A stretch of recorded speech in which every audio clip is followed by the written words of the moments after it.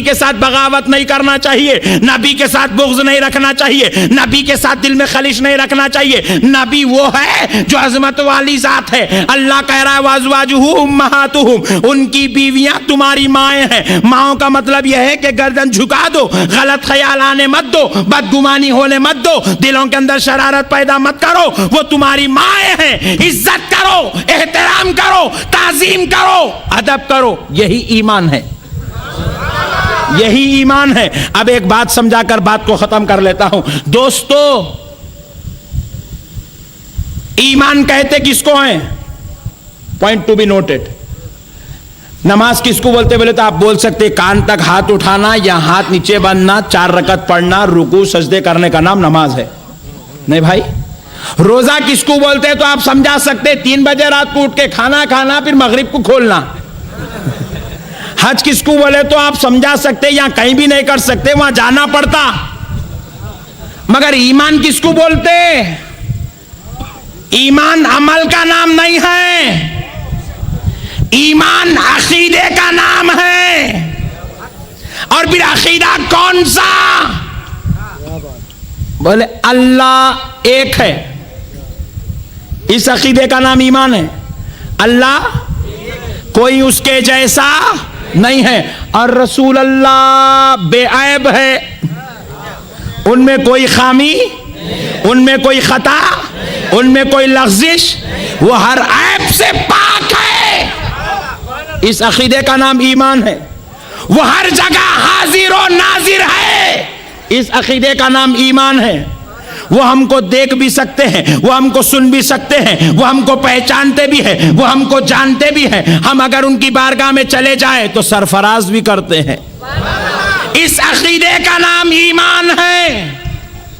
बात समझ में आई दोस्तों? अच्छा, और एक बात देखो, दूसरी चीजें भी है। जन्नत को मानना भी है, दोज़ख को मानना भी है, सातों आसमान को मानना है, कुरान को मानना है, फरिश्तों को मानना है, अंबिया को मानना है, किताबों को मानना है, आखिरत को मानना है, क़यामत को मानना है। ये सारी चीजों के मानने का नाम ईमान है। क़यामत पर किसी को इख्तिलाफ है? फरिश्तों पर किसी को इख्तिलाफ है? मैं अगर बोला मौलाना आप लोगों को मालूम होना चाहिए यहाँ 5000 फरिश्ते, आप बोलते हैं ऐसा कबूल नहीं? इसके ऊपर कोई ऑब्जेक्शन होता? नहीं होता। मैं अगर बोला आपको 4 तो बड़ी किताबें थी और एक 50-60 सहीफे भी आए थे, आप बोले मंजूर। 50 आए थे होंगे, 500 आए थे, उसको क्या करने का है? आमन्ना सद्दखना। बात समझ में आई? मैं बोला 1,24,000 पैगंबर नहीं 1,80,000 थे, बोले आप 1,80,000 बोल रहे हैं, साहब 2,80,000 को मानने को तैयार है, हम क्या करने? बात समझ में आ गई? अजी इख्तिलाफ कहीं पे भी नहीं होता, सब मिलकर सब मानने तैयार है। तो फिर नबी की जात पर इख्तिलाफ कहीं हो रहा है? वो नबी सलाम सुनते हैं बोले तो इख्तिलाफ है, वो नबी हयात वाले हैं तो इख्तिलाफ है, वो नबी हमारी मजलिस में आते हैं तो इख्तिलाफ हो रहा है। इस बात पर इख्तिलाफ हो रहा है कि नबी मजलिस में आते हैं, इस बात पर इख्तिलाफ हो रहा है कि नबी हमको जानते पहचानते हैं, इस बात पर इख्तिलाफ हो रहा है कि नबी हमारा दरूद सुनते हैं। तो क्या पता चला दोस्तों, हर बात को मानने तैयार है। नबी की जात पर इख्तिलाफ है तो सुन ले, जो हर बात तो मान ले, और नबी की जात पर इख्तिलाफ कर ले तो उसका ईमान मुकम्मल नहीं हुआ है, उसका ईमान खराब हो चुका है। इसलिए मेरे प्यारे भाइयों, अल्लाह और उसके रसूल का वास्ता, ईमान बड़ी नाजुक चीज है, इस मामले में जरा संभल के चलेंगे भाई इंशाअल्लाह। एक मसला और हल कर देता हूं, यह जियारत का है। क्या का है? जियारत का है। देखो मेरे प्यारे भाई, बाज मसाइल ऐसे होते हैं, अगरचे कि आपको कुरान में उसका जवाज नहीं मिलता, हदीस में भी उसको करो बोलकर नहीं बोला जाता, क्योंकि रसूल अल्लाह सल्लल्लाहु अलैहि वसल्लम के पास एक सहाबी आए और आकर रसूल अल्लाह से पूछने लगे, या रसूल अल्लाह क्या मिसवाक हमारे ऊपर फर्ज है? क्या मिसवाक हमारे ऊपर फर्ज है? हुजूर खामोश हो गए। सहाबी फिर दोबारा पूछे, या रसूल अल्लाह क्या मिसवाक हमारे ऊपर फर्ज है? हुजूर फिर खामोश हो गए। सहाबी फिर पूछे, या रसूलल्लाह क्या मिसवाक हमारे ऊपर फर्ज है? सहाबी फिर हुजूर फिर खामोश हो गए। सहाबी फिर चौथी बार पूछते हुजूर जलाल में और फरमाए, सहाबी अगर तुम एक बार पूछो और मैं खामोश हो जाऊं तो बार बार वो सवाल मत दोहराओ। क्योंकि अगर मैं एक मर्तबा हाँ कह दिया तो क़यामत तक के लिए मेरी पूरी उम्मत पर वो फर्ज हो जाएगा। अल्लाहु अकबर, अल्लाहु अकबर। इसीलिए मेरे दोस्तों, अगर हुजूर बोल देते जियारत करो तो करना फर्ज हो जाता।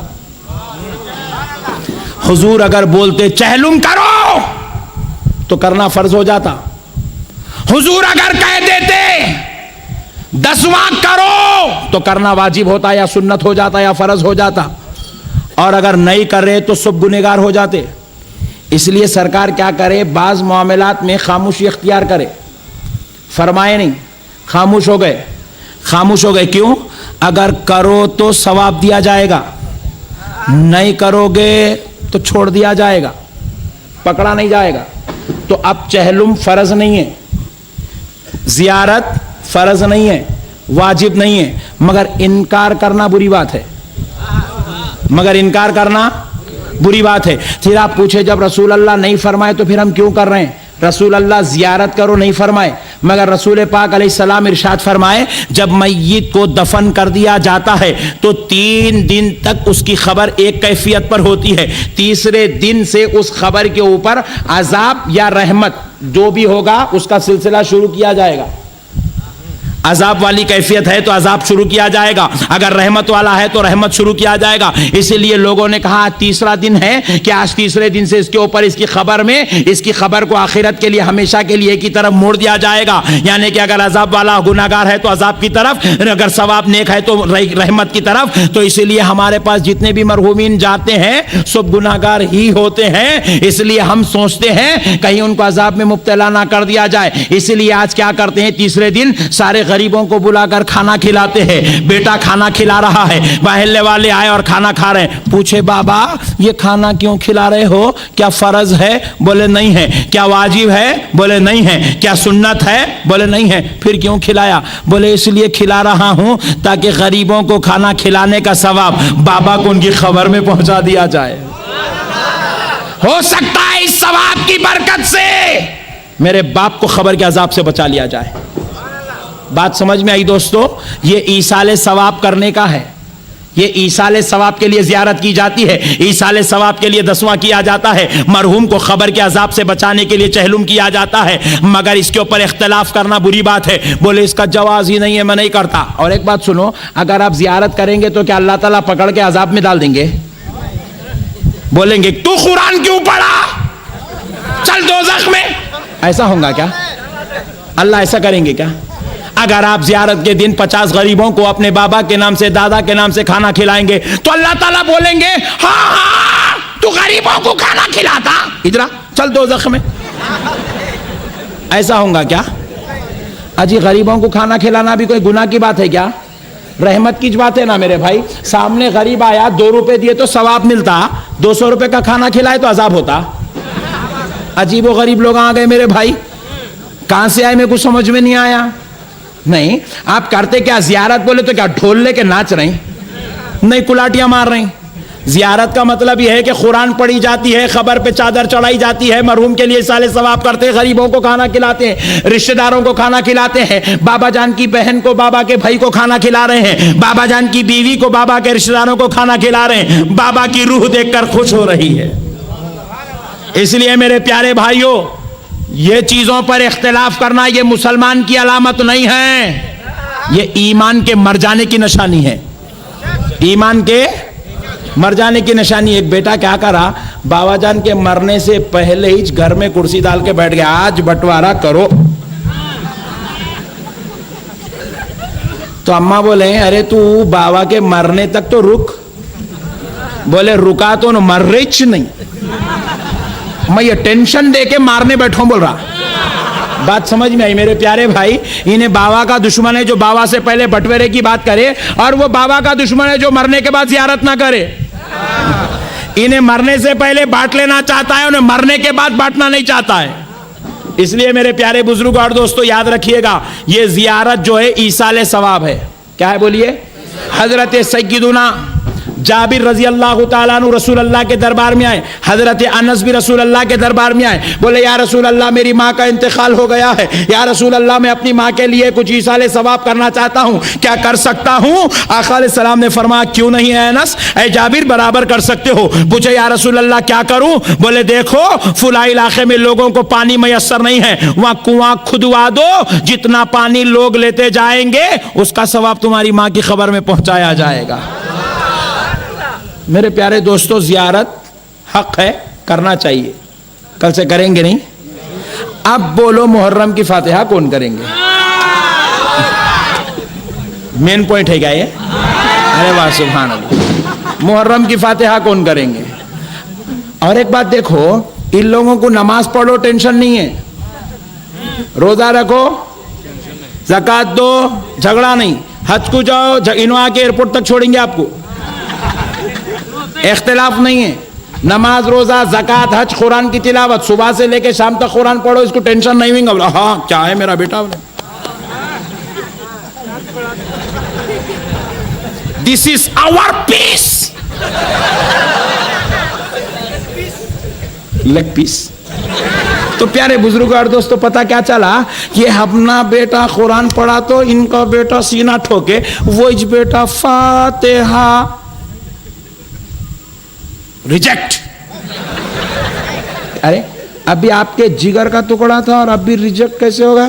कुरान पढ़ा तो मेरा था, फातिहा पढ़ा तो नहीं होता। बोले तो मैं पूछा वो फातिहा गीता में की है क्या, रामायण में से लाए क्या, भगवत गीता में से लाए? अरे वो भी कुरान ही है, कुरान में की फातिहा पढ़े तो रिजेक्ट कैसा हो गया? फातिहा कुरान में है ना? नहीं है। सूरह फातिहा कहाँ है? सूरह इखलास कहाँ है? ये लोगों को क्या है, नमाज पे, रोजे पे, ज़कात पे, हज पे इख्तिलाफ नहीं है, इख्तिलाफ फातिहा पे है, इख्तिलाफ सलाम पे है, इख्तिलाफ दरूद पे है, इख्तिलाफ नात पे है, इख्तिलाफ मिलाद पे है, इख्तिलाफ मुहर्रम की फातिहा पे है, इख्तिलाफ मुहर्रम के मनाने पर है, इख्तिलाफ गरीब नवाज की फातिहा पर है, इख्तिलाफ गौसे आजम की फातिहा पर है। हमने पूछा भाई बात क्या है? छठी शरीफ पर इख्तिलाफ क्यों, 11वीं शरीफ पर इख्तिलाफ क्यों, 12वीं शरीफ पर इख्तिलाफ क्यों, फातिहा मुहर्रम पर इख्तिलाफ क्यों? खूब गौर करा तो पता चला इनको नमाज पढ़ो इख्तिलाफ नहीं है। क्यों? नमाज अल्लाह से जोड़ती है, रोजा अल्लाह से जोड़ता है, ज़कात अल्लाह से जोड़ता है, हज अल्लाह से जोड़ता है, तिलावत अल्लाह से जोड़ती है। फातिहा अल्लाह से नहीं, रसूल अल्लाह से जोड़ती है। सलाम अल्लाह के लिए पढ़ते, या अल्लाह सलाम अलैका बोलते, या नबी सलाम अलैका, सलाम नबी से जोड़ता है, दरूद नबी से जोड़ता है, महफिल नात नबी से जोड़ती है, खसीदे बुर्दा नबी से जोड़ता है, हजरत खादर शाह वली अल्लाह से, रसूल अल्लाह से जोड़ते हैं, हजरत शमना पीरा रसूल अल्लाह से जोड़ते हैं, गरीब नवाज रसूल अल्लाह से जोड़ते हैं, बंदा नवाज रसूल अल्लाह से जोड़ते हैं, गौसे आजम रसूल अल्लाह से जोड़ते हैं, फातिहा रसूल अल्लाह से जोड़ती है, ज़ियारत की फातिहा रसूल अल्लाह से जोड़ती है, मुहर्रम की फातिहा आले मुस्तफ़ा के नाम पे होती है तो मुस्तफ़ा जाने रहमत से जोड़ती है। तो बोले जो नबी से जोड़े वो शिर्क है या बिदात? तो मैंने पूछा जो अल्लाह से जोड़े, बोले वो जायज़ है। तो फिर जो अल्लाह से जोड़ दे वो जायज़, नबी से जो जोड़ दे वो शिर्क कैसे हो गया, वो बिदात कैसे हो गया? तो बोले मौलाना सुनो, हम एक मंसूबा और टारगेट लेके आए हैं, अल्लाह से जुड़ने देंगे मगर रसूल अल्लाह से जुड़ने नहीं देंगे, रसूल अल्लाह से जुड़ने नहीं देंगे। हम पूछे वो क्यों? बोले जब तक अल्लाह से जुड़े तो तुम कुछ हमारा नहीं बिगाड़ सकते, रसूल अल्लाह से जुड़े तो सब कुछ कर सकते हो, रसूल अल्लाह से जुड़े तो सब कुछ कर सकते हो। वो 313 थे, रसूल अल्लाह से जुड़े हुए थे, पूरी दुनिया पे भारी हो गए थे। इन्होंने सोचा मुसलमान को कमजोर करना है तो क्या करो, रसूल अल्लाह से इनका रिश्ता तोड़ दो।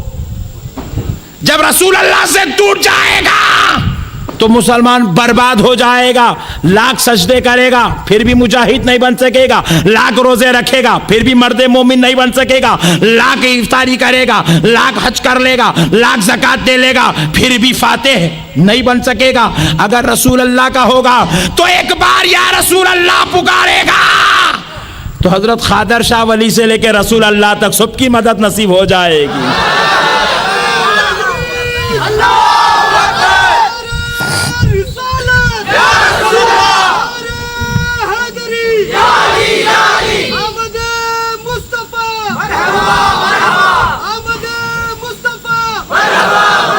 इसलिए इन्होंने टारगेट बनाया कि रसूल अल्लाह की उम्मत को रसूल अल्लाह से तोड़ा जाए।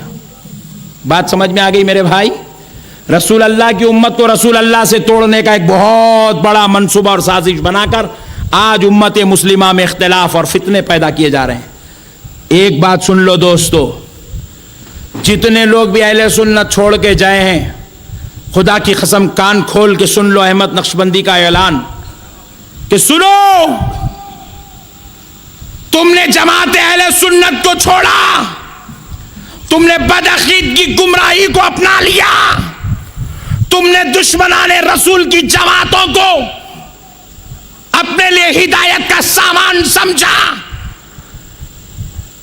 कान खोलकर मेरी बात सुन लो, जब तुम मर जाओगे तुम्हें तुम्हारी खबर में उतारा जाएगा, तो तुम्हें खबर के अजाब से बचाने के लिए तुम्हारी जमात का कोई अमीर तुम्हारी खबर में नहीं आएगा, तुम्हारी जमात का कोई मुल्ला, कोई हजरत जी, कोई हफिज़हुल्लाहु ताला तुम्हारी खबर में नहीं आएगा। आएगा? उसकी खबर में उन्हें बच गया तो बस है, तुम्हारी खबर में क्या आएगा? कोई जमात का मुल्ला अपने जमात के मानने वाले की खबर में नहीं आएगा। ना सिर्फ खबर में नहीं आएगा बल्कि महशर में भी नहीं बचाएगा। बचाएगा? हाथ पकड़ के जन्नत में ले जाएगा? उन्हें खुद जन्नत में नहीं जाएगा तो तुमको खाक क्या जन्नत में ले जाएगा? अरे सुन लो मुसलमानों, अहले सुन्नत के मानने वालों, अपनी किस्मत पे नाज करो कि तुम्हारे माँ बाप ने कौन सा नेक काम किया कि अल्लाह ने उसके बदले तुमको अहले सुन्नत में पैदा किया। कि सुन लो ए सुन्नियों, तुम जब मरोगे तुम्हारी बीवी तुम्हारे साथ नहीं आएगी, तुम्हारे बच्चे तुम्हारे साथ नहीं आएंगे, तुम्हारे बाबा तुम्हारे साथ नहीं आएंगे, तुम्हारा भाई अहमद नक्शबंदी तुम्हारे साथ नहीं आएगा। लेकिन सुन लो खुदा की कसम, सब तुम्हें दफन करके पलट जाएंगे। जब कोई साथ नहीं आएगा मगर आमिना का लाल तुम्हारी खबर में आ जाएगा।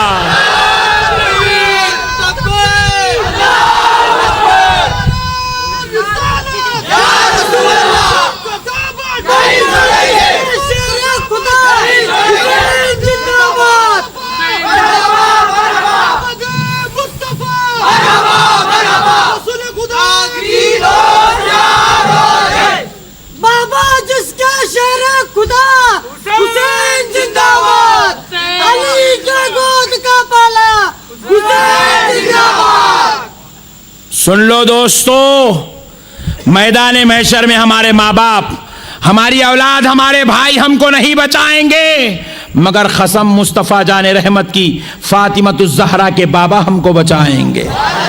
हजरत इमाम हुसैन के नाना हमको बचाएंगे। सरकार इमाम हुसैन हमारा हाथ पकड़ कर हमको जन्नत में ले जाएंगे। मेरे प्यारे दोस्तों, अल्लाह और उसके रसूल का वास्ता सुनो, कोई मुल्ला नहीं आएगा तुम्हारी जमात में। ये बेकार मुल्लाओं के पीछे जाकर अपने ईमान को क्यों बर्बाद कर रहे हो? अरे उस जमात से अपना ताल्लुक जोड़ो जिसके अमीर का नाम मोहम्मदुर रसूल अल्लाह है। अरे इस जमात के खलीफा का नाम अबू बकर सिद्दीक है। इस जमात के मुबल्लिग का नाम गौसे आजम है। इस जमात के मुहाफिज का नाम इमाम आजम है। इस जमात के इमाम का नाम इमाम बुखारी है। और इस जमात के शेर का नाम सैयद अब्दुल कादर बादशाह हुसैनी है।